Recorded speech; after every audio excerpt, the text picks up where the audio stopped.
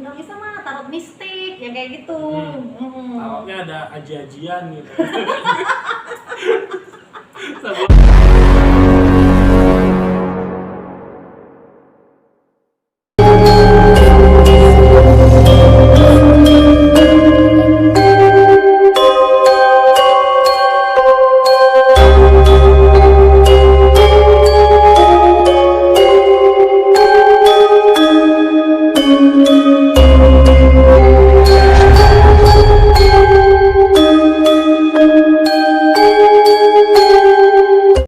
Selamat sore, pagi, siang, dan malam hari. Teman-teman, kali ini ada yang spesial nih yang aku inviting ke grup Empowering Spiritual Indonesia. Kebenaran sore ini udaranya sangat nyaman karena apa? Lagi hujan nih, rintik-rintik. Ya, jelas di luar. Iya, jadi soundnya sound universe alami sekalian. Tentu teman-teman sudah kenal dong ya.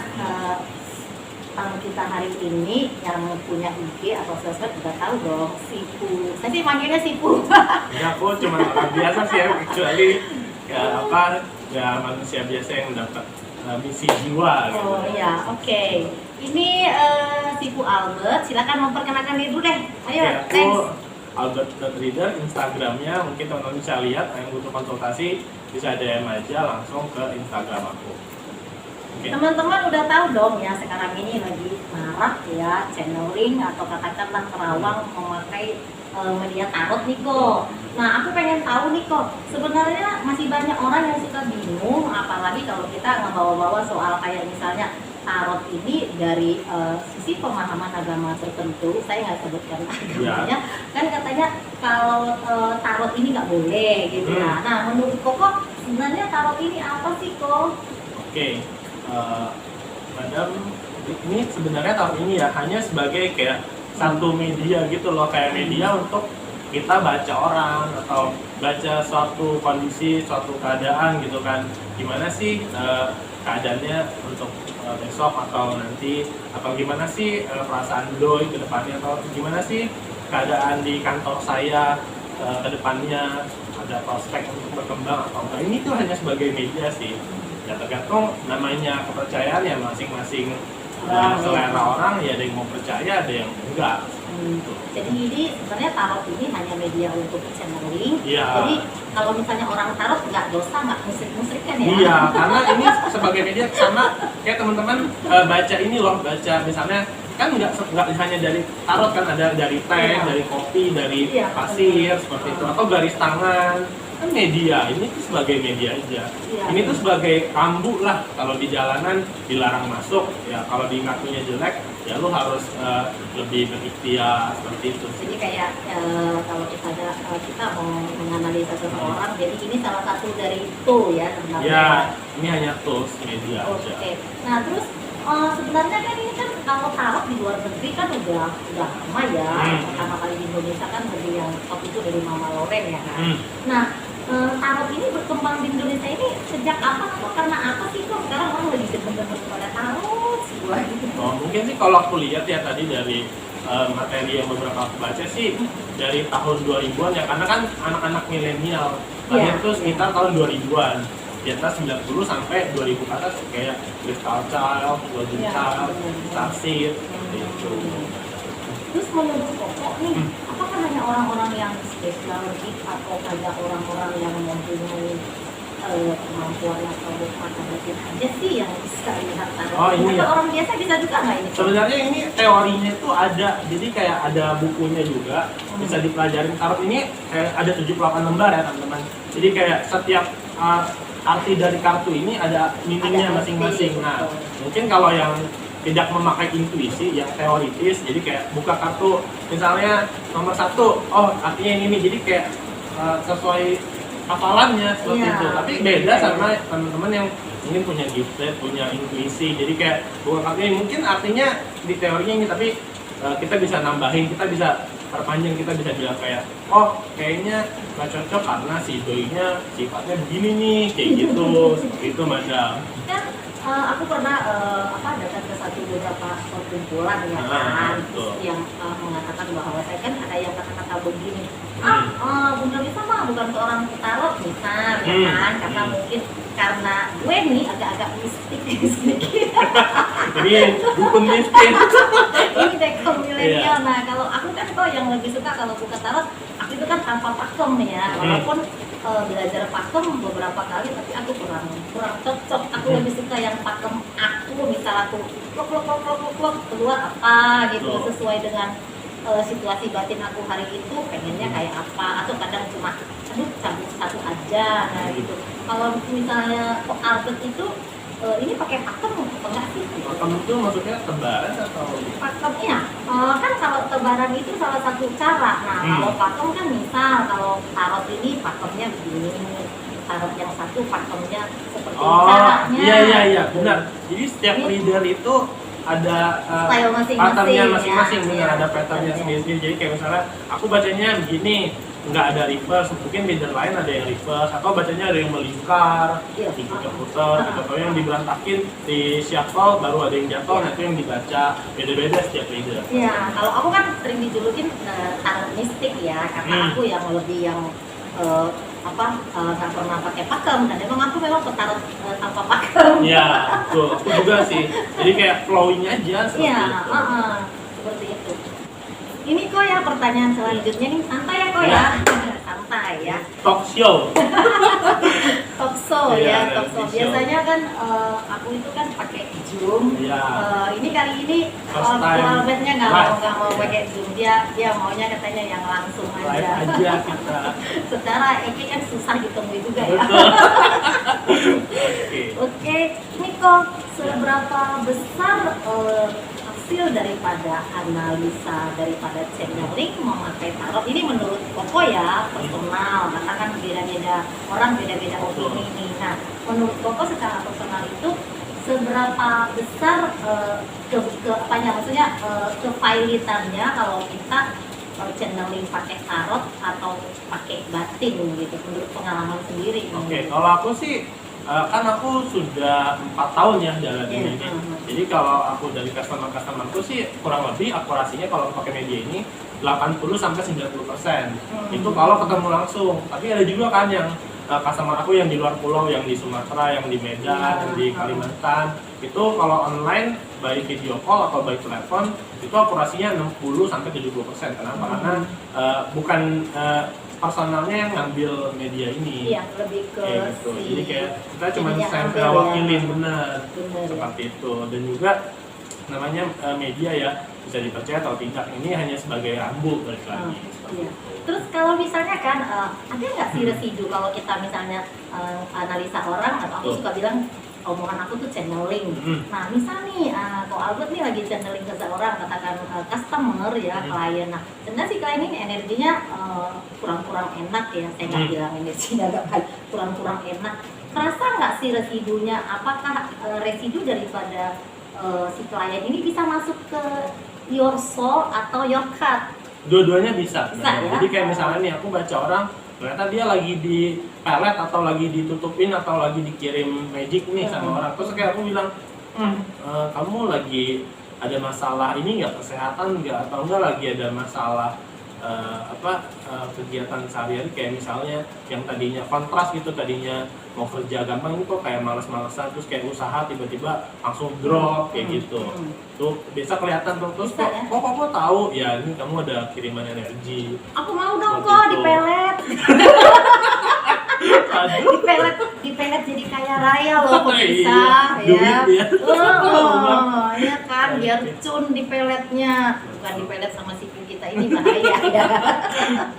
Terus ya kok itu cara cleansing kartu itu gimana? Kan banyak petarot nih, cara cleansing kartu itu kan bermacam-macam. Ada yang dijemur di matahari Ya. supaya residu jin-jinnya kabur gitu ya kok. Ada juga yang pakai kristal, nah ada juga yang kayak recharge di Metatron kayak gini, Ya. macam-macam. Nah kalau your personal itu gimana? Aku Kayak biasa, cleansing? aku kan Buddhis ya, jadi kayak sembayangin aja di altar, taruh di Oh, altar, langsung ya. kasih dupa, doain, udah selesai.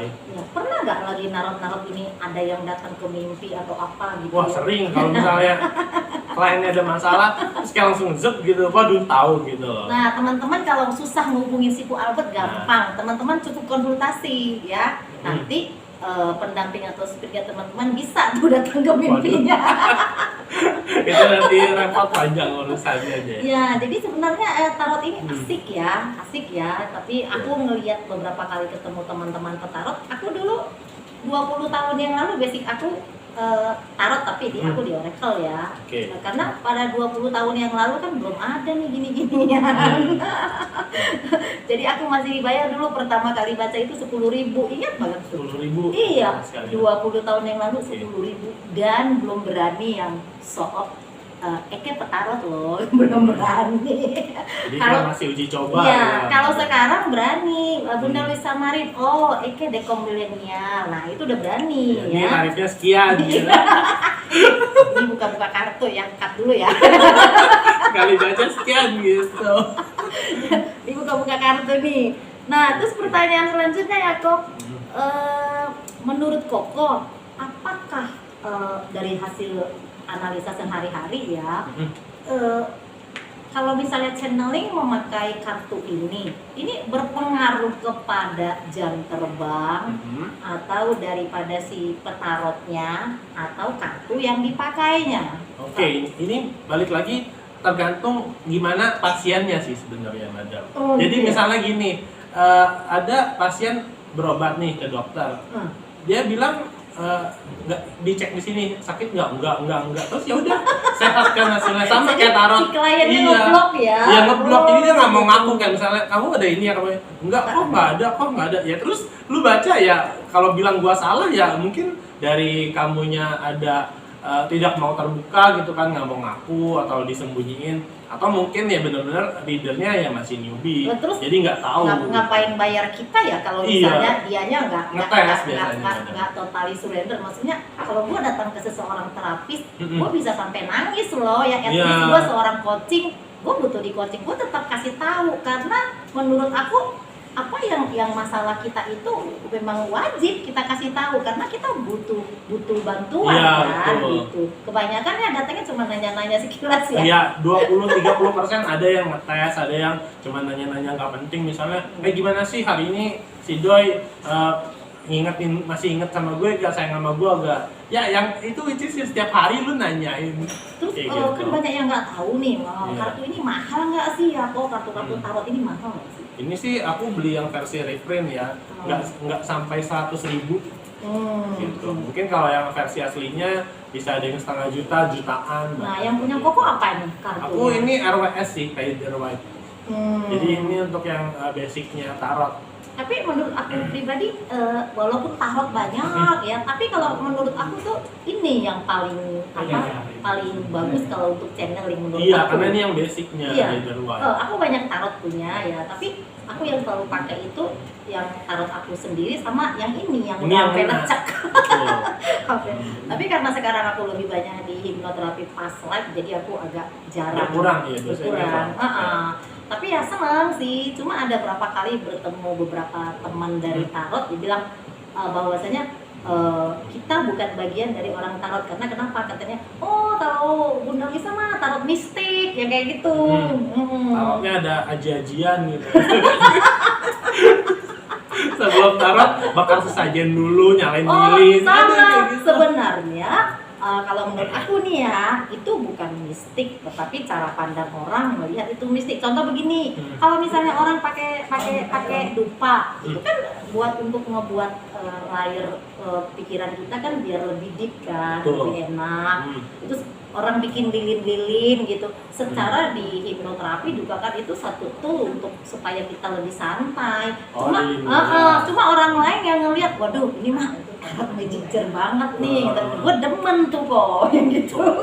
Tergantung gimana orang, ya balik lagi sih ke, kan kalau orang Indonesia, orang dimanapun orang ya kayak apa yang lo lakuin selalu ada titik salahnya sih di mata orang. Iya.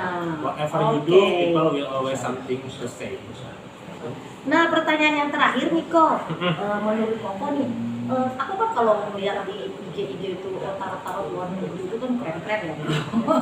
Keren-keren. Nah, perbedaan tarot-tarot reading dalam dan luar negeri secara educationnya nih, kalau di Indonesia kan kalau you boleh belajar tarot satu kali beli udah jadi tarot dong. Kalau di Indonesia kan begitu. Kalau di luar kan lebih mereka yang mendalami. Nah, menurut Pak Albert itu beda tarot dalam dan luar negeri itu apa sih? Yang setahu aku sih kalau di luar negeri itu mereka lebih ke psychic reading ya, jadi kayak baca tarot tapi melalui kayak menarik batin atau dia kayak membaca soulnya juga seperti coaching itu. Ya, Iya. coaching dulu ya benar. Nah, tapi kalau di Indonesia tuh kayak asal misalnya siapa kameramen kita mau belajar tarot bisa. Ya, pokoknya keluarnya di situ gambar gua baca daripada gambarnya aja deh. Iya, gue liat gambarnya singa, wah hati-hati nih lu ada halangan di depan, misalnya kayak gitu. Nah, ada nggak sih hubungan tarot dengan spirit ya? Misalnya gini, kalau misalnya aku Albert lagi ngetarot orang tuh, terus tiba-tiba nih mungkin yang customernya ini mungkin ada spirit guide-nya.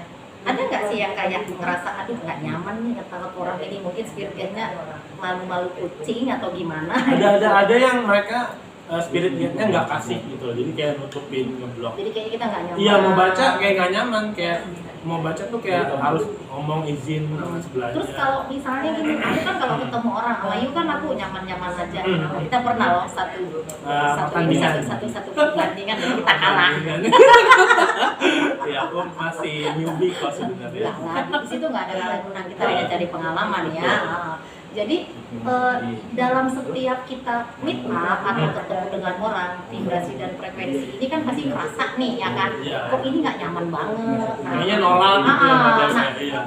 Kamu ngerasa nggak sih kalau misalnya pas tangan ini energi orang nggak enak banget, kerasa nggak? Iya, wah kayaknya nih pakai susuk nih misalnya, atau pakai batu pegangan misalnya isinya jin, gua langsung waduh jangan.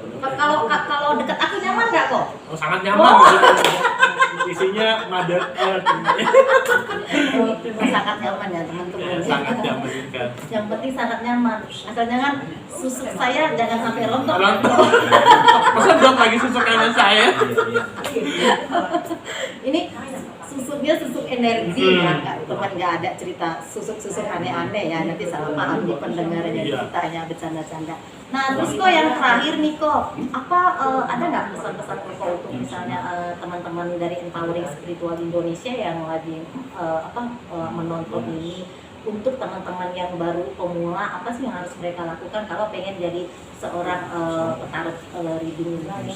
Kira-kira pesan-pesannya gitu. Mungkin kalau teman-teman yang gifted, kalau punya panggilan misi jiwa untuk bantu orang, untuk mau pakai media, bingung nih gue mau baca orang pakai media teh atau pasir susah, mau pakai kartu boleh, atau teman-teman yang mau belajar tarot bisa DM langsung ke aku juga, albert.reader, atau mungkin ya teman-teman yang nonton ini sebagai yang suka baca atau peserta tarotnya, itu jangan mengilahkan 100%, jadi kayak hasilnya jelek, jelek, nah, kejadian tuh kayak gitu. Law of attraction juga bermain pada di sini. Ya, what you think you become. Jadi kayak, wah, gua dibukanya sial nih, besok pasti sial kayak gitu. Nggak boleh seperti itu, karena ini hanya rambu. Balik lagi, kalau rambunya jelek atau dilarang masuk, nah teman-teman kayak coba dong cari jalan lain, bukan malah diiyakan gitu. Nah terus kalau misalnya nih teman-teman yang nonton nih pengen konsultasi ke Koko, apa telepati atau teleportasi? Langsung aja DM Instagram aku albert.reader, albert.reader. Nah teman-teman ya sudah ada ya, nanti cari di IG Koko yang paling ganteng untuk tarot. Nah ada ya. Terus kok aku mau ini dong, untuk kita session penutupnya kan nggak seru nih, aku mau minta satu prediksi dong ya kok untuk Nusantara ya tercipta, untuk Indonesia prediksi 2022 di tahun depan. Iya di tahun depan kira-kira ya kok, aku pengen 3 kartu kok. Sip. Nah ini kok Albert mau ngebuka dulu ya, kira-kira ya prediksi Indonesia tercinta 2022. Kira-kira gimana ini kok, coronanya masih panjang atau lama gitu ya? Oke, untuk masalah COVID sih aku nggak berani ngomong di sini ya, karena ini urusan negara. Tapi aku untuk lihat keadaan Nusantara kita di tahun depan, di sini ada kartu The Hermit, The World, sama Nine of Wands, dan juga oracle-nya ada kartu The Letter sama The Mice. Jadi untuk tahun ke depan sih lebih yang pastinya kita akan selalu mengalami lebih baik ya ke depannya. Tapi hati-hati di sini ada kartu bencana alam. Jadi kayak ada bencana alam di tahun depan. Bencana pasti dari semesta ya, kita cukup berdoa supaya lebih baik lagi. Dan juga di sini akan banyak persaingan sih ya, kalau persaingan karena The Letter sama The Maze juga, jadi kayak persaingan dari para persaingan spiritual. spiritual, bisnis, ekonomi semuanya, karena kan lagi COVID gini kan, terus namanya tahun kan makin baik ya. Tapi yang jelas aku nggak bersaing sama Koko kan. Enggak. Maksud aku kayak persaingan orang tuh kayak iri, sirik, yang kayak udah dimulai ya. iya, roda kehidupan yang tadinya di atas jadi di bawah, yang di bawah naik ke atas. Nah itu persaingan seperti itu. Jadi teman-teman kayak lebih banyak berdoa lagi. Mungkin banyak yang sirik, ya udah biarin aja seperti itu. Betul. Terus kok apa yang mesti dilakukan? Misal ini kan sebenarnya di Nusantara ini kan banyak kayak kita nih yang special gift, yang membawa misi jiwa. Cuma ya seperti Koko bilang, kebanyakan di antara kita itu saling bersaing gitu, Iya, saling rasanya gue merasa bersaing ini. Nah, kenapa saya ciptakan wadah Empowering Spiritual Indonesia ini? Betul. Kenapa? Aku ingin mempersatukan teman-teman, apakah dia mau dia dukun, mau dia tarot, mau dia apapun itu, silakan welcome gitu. Kenapa? Ya, karena kalau saya lihat seperti prediksi Koko tadi itu, memang diantara dari mulai katakanlah spiritual, tarot atau para gifter ini kan kayak sekarang coba perhatikan di IG itu kan kayak orang saling bersaing. Betul. Jadi tidak saling ini, ayo dong sama-sama kita Support. bergandengan tangan. Iya. Nah, apalagi kan kalau misalnya kita spiritual yang namanya law attraction hukum alam, pasti tahu dong kalau gua bantu orang dengan ikhlas, gua yang dibantu lagi, ya kan semesta itu kan hitung-hitungannya tepat. Iya. Apa yang kita lakukan enggak meleset sedikit pun gitu. Nah jadi kenapa saya buat wadah ini supaya nextnya, misal seperti ini aku inviting Koko, nanti Koko bisa suatu saat inviting aku gitu. Nah kalau ada wadah kita saling merangkul ini, tentu nantinya kita bisa saling berdoa supaya semesta ini lebih baik ya. Iya, tapi kalau merasa tersaingi, gua nggak mau dengerin, ntar klien gua diambil lagi, itu susah ya teman-teman. Padahal sebenarnya kan mangkok kita itu sudah ada mangkok masing-masing. Nggak mungkin mangkok orang kita ambil juga. Nah, teman-teman hari ini senang ya. Sebenarnya pengen ngobrol lama-lama Niko, tapi karena time-nya sudah selesai ya. Sampai di sini dulu teman pertemuan kita ya. Terima kasih bertemu dengan saya ya, dengan saya Lisa Marin dan Ko Albert. Ada pesannya terakhir Ko? Mungkin ya itu tadi teman-teman harus pikiran positif ya, karena ini balik lagi ke law of attraction marketing Yudika. Oke, teman-teman keren ya bahasanya. Nah, aku kasih passion buat Ko Albert Metatron yang ini. Aku sangat senang dengan simbol Metatron ini bisa recycling juga, bisa ditaruh di dinding juga. Nah, ini passion dari aku ya Ko, karena Koko sudah hadir di acara ini. Iya, thank you. Oke, teman-teman, terima kasih untuk hari ini dengan saya Lisa Marin Alreswari. Satu pesan saya adalah we are connecting people. Jadi sebenarnya kita adalah satu, kamu adalah aku adalah kamu. Thank you and I love you. Bye.